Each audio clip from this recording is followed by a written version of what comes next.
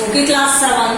In the last video, we have discussed some topics, some definitions, some theory हमने कुछ discuss की थी। तो हमने क्या डिस्कस किया था उसमें? हमने टाइप्स ऑफ एंगल डिस्कस किए थे और लाइन डिस्कस की थी। अब उससे फर्दर हम पढ़ रहे थे कि लाइंस कितने टाइप की होती है। उनमें देखो पैरेलल लाइंस होती है। तो पैरेलल लाइंस क्या होती है? Two lines lying on the same plane. अगर दो लाइनें सेम प्लेन में हो आर कॉल्ड पैरेलल लाइन। वो पैरेलल लाइन होती है if they extend to the infinity. अगर उन्हें इंफिनिटी तक एक्सटेंड किया जाए बट दे नेवर इंटरसेक्ट, कि वो कभी भी एक दूसरे को मीट ना करें, तो फिर वो लाइनें क्या होंगी? Parallel line. अब ये भी पैरेलल लाइन है, ये भी पैरेलल लाइन है और ये भी क्या है? Parallel line. तो पैरेलल लाइंस किसी भी तरह से ड्रॉ हो सकती है, लेकिन सेम प्लेन में होनी चाहिए और उनके बीच में जो डिस्टेंस है वो क्या रहनी चाहिए? फिक्स्ड होनी चाहिए। तो the distance between the parallel lines always remains the same at every point. तो हर एक पॉइंट पर इनके बीच में जो डिस्टेंस है वो क्या रहेगी? सेम रहेगी। ओके, इंटरसेक्टिंग लाइंस क्या होती है?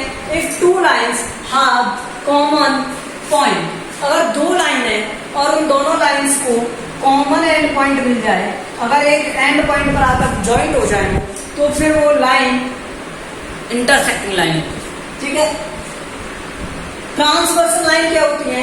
इन लाइन, एक ऐसी लाइन जो इंटरसेक्ट करे टू और मोर लाइंस को, two or more lines, that called transversal line. तो वो लाइन उन लाइंस के लिए क्या रहेगी? Transversal line. तो ये वाली लाइन क्या है? ट्रांसवर्सल लाइन है इन तीनों पैरेलल लाइंस की। Okay, I hope you understand this. ठीक है, तो ये आपको एज इट इज नोट कर लेना है। Now let's see. इसके बाद देखो, एक होती है क्या? Perpendicular line. तो परपेंडिकुलर लाइन क्या होगी?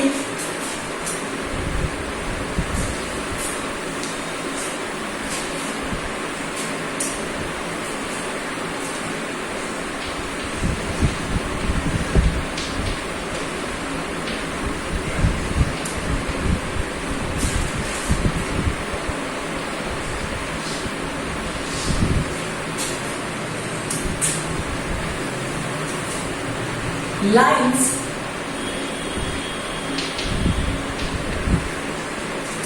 those have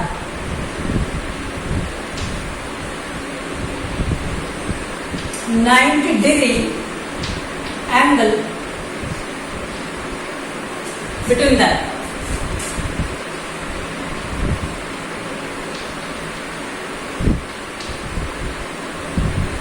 मीन्स ऐसी टू लाइन्स जो एक दूसरे को 90° पर इंटरसेक्ट करती है। तो ये एक लाइन है और ये एक लाइन है। अगर ये दोनों लाइन ही 90° पर इंटरसेक्ट करती हो तो फिर ये लाइनें क्या है? Perpendicular line. कैसी लाइन है? Perpendicular line. ओके, ये इस तरह से भी ड्रॉ कर सकते हो आप। ये दोनों परपेंडिकुलर लाइन टी सेक्शन जो बनाती है, एल या टी सेक्शन जो बनाती है, वो सभी क्या फॉर्म करती है? ठीक है,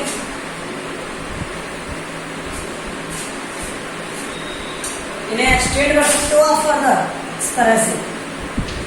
ओके, लाइक दैट। अब देखो, angles form by transversal line. तो एंगल्स फॉर्म बाय ट्रांसवर्सल, और ये इंपॉर्टेंट है, आना चाहिए, इसलिए समझो इसको। ट्रांसवर्सल लाइंस, ये टू पैरेलल लाइंस हैं और इन्हें अगर कट कर दिया जाए ट्रांसवर्सल लाइंस के थ्रू, लाइन के थ्रू, तो ये ट्रांसवर्सल लाइन। ठीक है, मैं इनके एंगल्स को नेम नोट कर देता हूं। 1 2 3 4 5 6 7 8। ओके, और ये लाइन है क्या? L M और N। मैं ये लिख सकता हूँ, पहले लिख देता हूँ थोड़ा सा आपको information. M and N are parallel lines।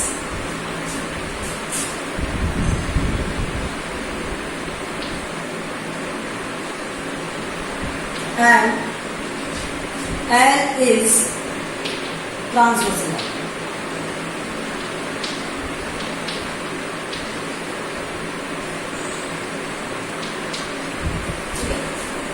तो ये क्या है, पैरेलल लाइंस, और ये क्या है, ट्रांसवर्सल लाइन। ये समझ में आया, एल वाली ट्रांसवर्सल लाइन और ये पैरेलल लाइंस।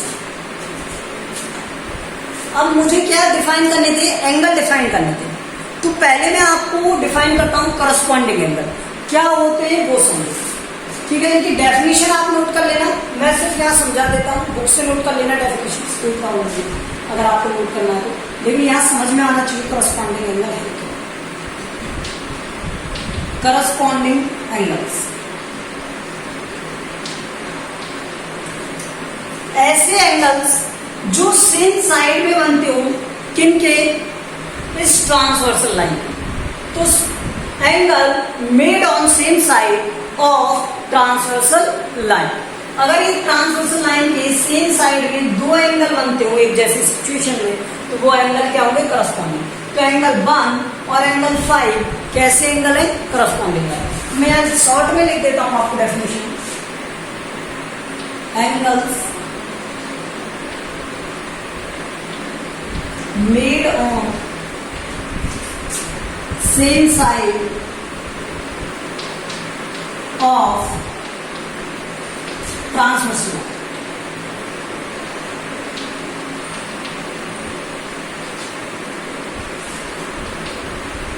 ठीक है, तो ये होते, तो देखो एंगल 1, अच्छा इसमें एक पॉइंटर लिख लो, दीज एंगल्स आर इक्वल।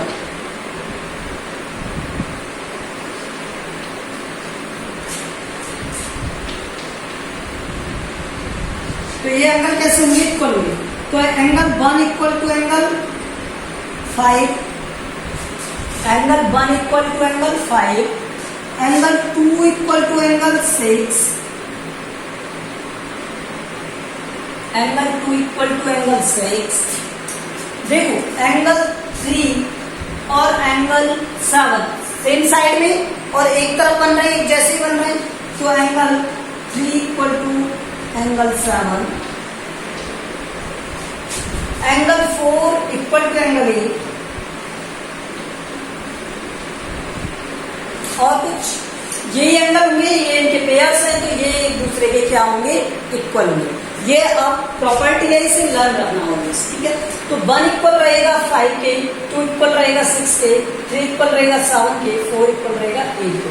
नीचे वाले नीचे वालों के इक्वल रहेंगे, ऊपर वाले ऊपर वालों की तरफ इक्वल रहेंगे। Okay, now let's see.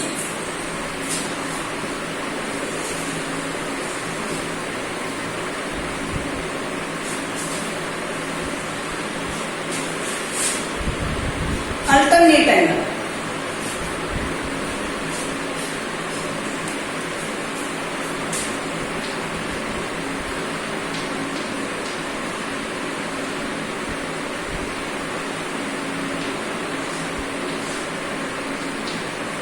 अब देखो अल्टरनेट एंगल क्या होते हैं,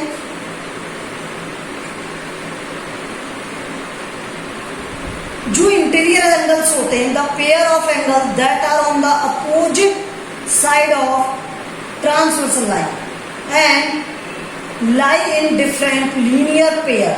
देखो क्या होता है, जो ट्रांसवर्सल लाइन्स है, ये ट्रांसवर्सल लाइन है, उस ट्रांसवर्सल लाइन के अपोजिट साइड में, एक इधर रहेगा तो एक इधर रहेगा, अपोजिट साइड में बनते हो, किन दोनों के बीच में, इन दोनों के बीच, टू पैरेलल लाइंस के बीच में, ठीक है।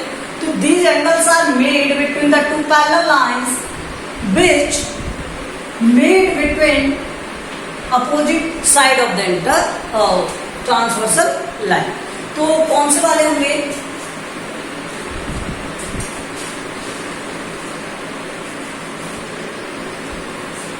एंगल 3, अच्छा दीज एंगल्स आर इक्वल होते हैं always, these angles are equal.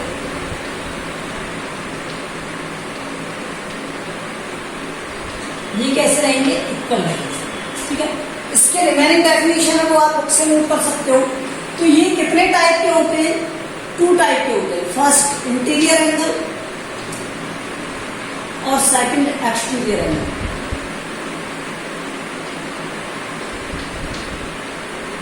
तो इंटीरियर एंगल में देखो जो अंदर की तरफ बनते हो, अंदर की तरफ बन रहे इस शेप के, देखो ये अंदर की तरफ है, ये अंदर की तरफ है, ठीक है। तो ये वाला एंगल इक्वल होगा इस वाले एंगल, तो एंगल 3 इक्वल है किसके, एंगल 5।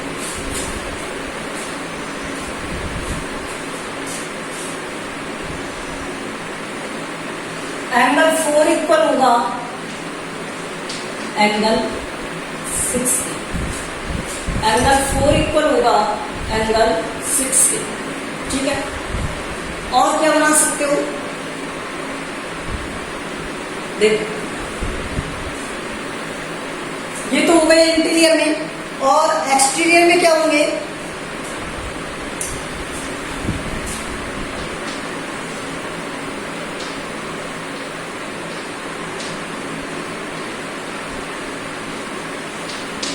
अब देखो एंगल 3 किसके इक्वल है, 1 के ना, तो यहां मैंने 1 लिख दिया ये वाला, और 5 इक्वल है किसके,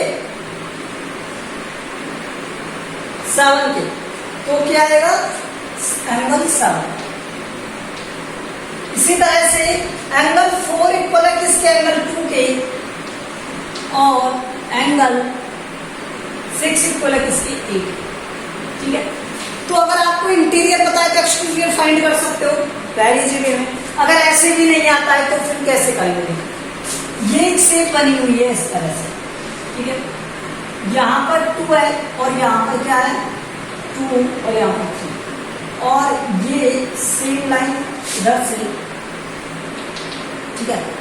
ये 5 है और ये 8 है, यही बना हुआ है ना। तो अब किसमें और किसमें रिलेशन था, इस वाली लाइन में।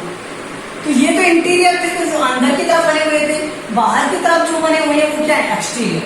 देखो ये बाहर की तरफ दिख रहा है और ये भी बाहर की तरफ है, तो जो एक्सटीरियर एंगल है वो बाहर की तरफ दिख रहे हैं। तो ये क्या हो गए, यहाँ से 2 और 8 हो गए, तो यहाँ पे 2 और 8 क्या हो गए, इक्वल हो गए, ठीक है। तो यहाँ पर जो जेड शेप बनती है उसी से हम क्या रिकॉग्नाइज करते हैं, अल्टरनेट एंगल को रिकॉग्नाइज करते हैं। इसी तरह एक एंगल होता है वर्टिकली अपोजिट एंगल।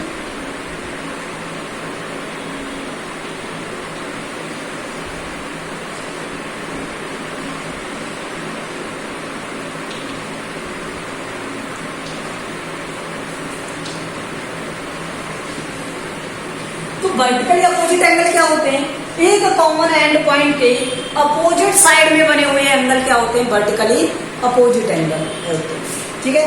तो वर्टिकली अपोजिट एंगल्स को आप क्या समझ सकते हो कि opposite angle at the same end point. तो एंगल 1 ये भी इक्वल होते हैं, angle 1 equal to angle 3, angle 2 equal to angle 4, angle 6 equal to angle 8, और एंगल 5 इक्वल टू एंगल 7। 1 3 2 4 6 8 ये एक दूसरे के क्या है, वर्टिकली अपोजिट एंगल है, तो ये इक्वल होते हैं, ठीक है। अब हम एक और एंगल पढ़ते हैं, वो क्या, को इंटीरियर एंगल या अलाइड एंगल, को इंटीरियर एंगल या अलाइड एंगल, को इंटीरियर और अलाइड और को जॉइंट भी कहते हैं।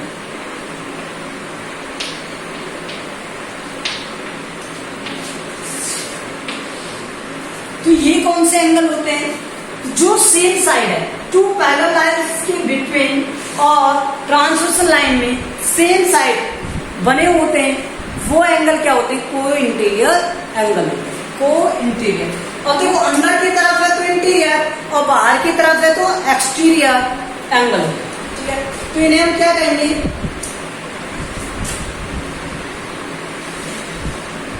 Between two angles between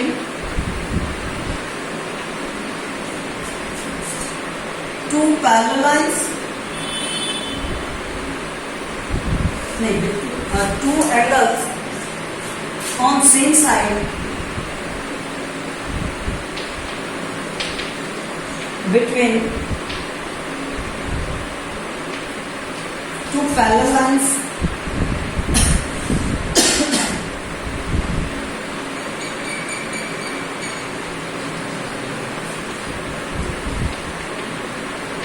and transversely.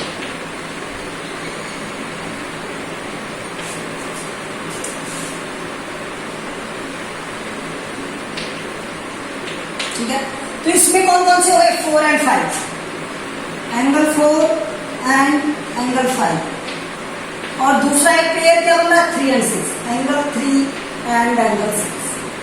तो ये समझ में आया। अब इसकी एक प्रॉपर्टी होती है, वो भी मैं आपको बता देता हूं, वो आप नोट कर सकते हो। इसकी प्रॉपर्टी क्या होती है? यहां से एंगल, ये लिखा देता हूं, sum of cointerior angles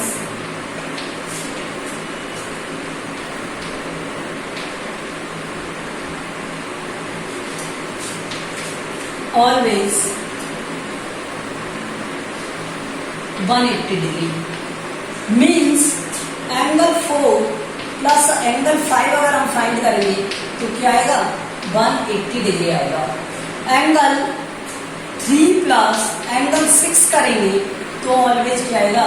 180 degree आएगा। मीन्स टू को इंटीरियर एंगल्स का सम ऑलवेज क्या आएगा? 180 डिग्री। ओके, ये प्रॉपर्टी है, ये डेफिनेशंस हैं, ये आपको नोट कर लेना है और ये समझना है। तो अब आप ये सब कुछ लर्न रखोगे। ठीक है, मैंने आपको पैरेलल लाइंस बता दिया, पैरेलल लाइंस की रिगार्डिंग और कॉन्सेप्ट्स बता दिए। ठीक है, अब इसके क्वेश्चंस देखिए, क्वेश्चंस किस देने वाले हैं।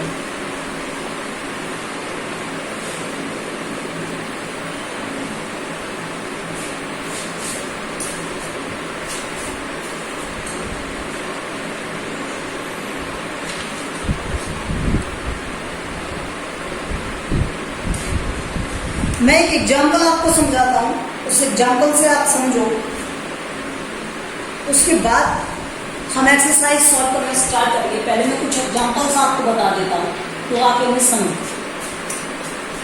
अगर ये 2 पैरेलल लाइंस हैं और यहाँ पर इसे कट किया जाए और ये एंगल दे दिया जाए आपको 50 डिग्री, ठीक है, और मैंने इसे कह दिया एंगल 1, ये कह दिया 50 डिग्री।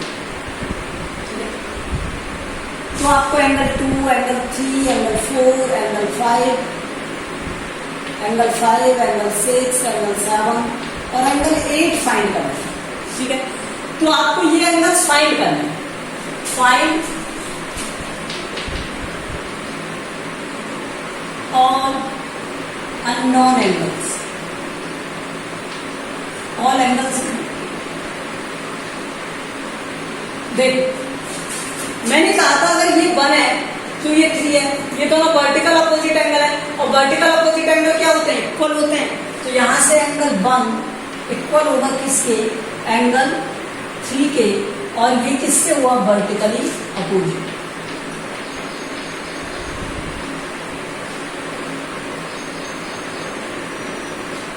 ठीक है, सो एंगल 3 कितना हो जाएगा? जो 1 की वैल्यू है। यस, अब देखो, मैंने आपको लास्ट वीडियो में एक प्रॉपर्टी बताई थी, अगर 2 एंगल एक लाइन पर इस तरह से या इस लाइन पर इस तरह से बन रहे हो, ये एंगल ए है और ये एंगल बी है, तो इन दोनों एंगल्स का सम कितना होता है? 180 डिग्री। किससे होता है? Linear pair angles. ठीक है, ये मैंने आपको पढ़ाया हुआ था, ये लास्ट वीडियो में मैंने आपको समझाया। तो यहां से समझो, एंगल 1 और एंगल 2 एक ही लाइन पर बन रहे हैं, ये इस तरह से, तो एंगल 1 और एंगल 2 का सम किसके इक्वल होगा? 180 डिग्री के। So angle 1 plus angle 2 equal to 180 degree, और यहाँ जो रीजन होते हैं उन्हें हमेशा किस में लिखा जाता है? ब्रैकेट में। तो ये क्या है? Linear pair angle.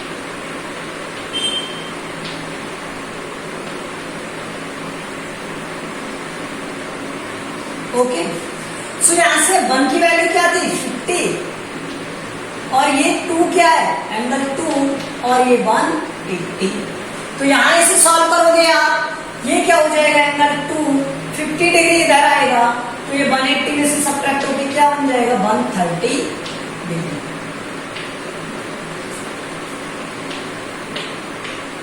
Means angle 2 की वैल्यू क्या आ गई 130, तो एंगल 2 और एंगल 4 इक्वल होंगे वर्टिकल अपोजिट से।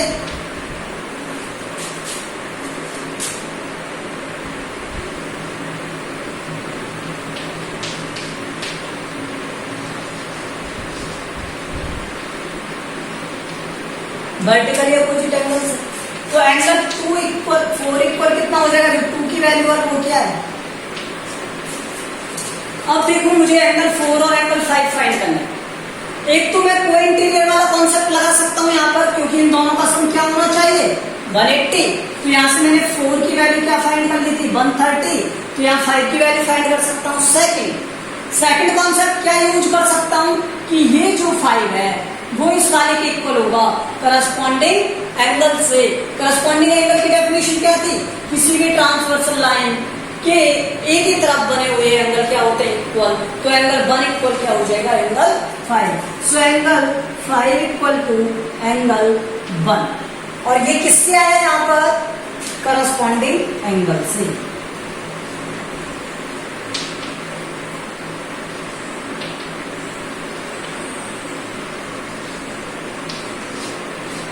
सो यहाँ एंगल 5 की वैल्यू क्या हो गई, जो 1 की वैल्यू और 1 की वैल्यू क्या है यहाँ से 50 डिग्री। समझ में आया, ठीक है। अब देखो इसी तरह से एंगल 4 इक्वल टू एंगल 8 होगा, ठीक है। करस्पॉन्डिंग एंगल्स हैं, ऐसे कर सकते हो आप, ठीक है। एंगल 4 इक्वल टू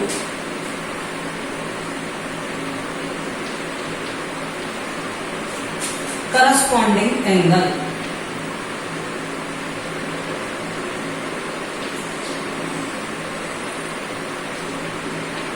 पहले कॉन्सेप्ट समझो, कॉन्सेप्ट समझ में आ गया तो क्वेश्चंस हो जाएंगे एक्सरसाइज के। तो एंगल 8 की वैल्यू यहां से क्या हो जाएगी, जो 4 की है वो क्या है 130 डिग्री। अब जो 5 की है वो 7 की होगी, एंगल 7 इक्वल एंगल 5 किससे vertically opposite angle, vertically opposite angle.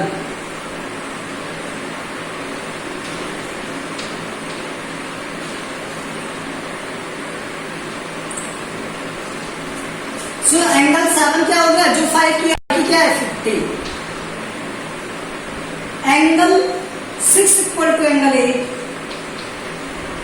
Vertically opposite angle.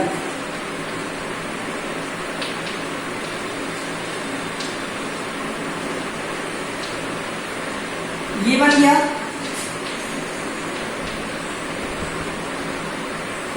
ठीक है। तो यहां से एंगल 6 की वैल्यू क्या है, जो 8 की है, और वो 8 की वैल्यू क्या है यहाँ पर, जो 4 की है वो क्या है 130 डिग्री। तो मैंने अभी आपको वन मेथड ही बताया है, करस्पॉन्डिंग एंगल का यूज करके भी कर सकते थे। देखो angle 2 equal to angle 6, corresponding angle से 2 की वैल्यू क्या थी 130, तो 6 की वैल्यू क्या है 130। एंगल 3 इक्वल टू एंगल 7, तो यहाँ पे कितना हो जाता 50 करस्पॉन्डिंग एंगल से। तो ये करस्पॉन्डिंग एंगल से थे। अब मैं आपको इसी क्वेश्चन को अल्टरनेट एंगल से भी बताऊंगा, ठीक है, लेकिन ये नेक्स्ट वीडियो में बताएंगे। ओके, तो मैं आपको ये एग्जाम्पल आप नोट कर लेना, इसी तरह का एक और एग्जाम्पल बता दूंगा, ऑल कॉन्सेप्ट्स क्लियर करेंगे वहां से, फिर उसके बाद आगे करेंगे। Thank you.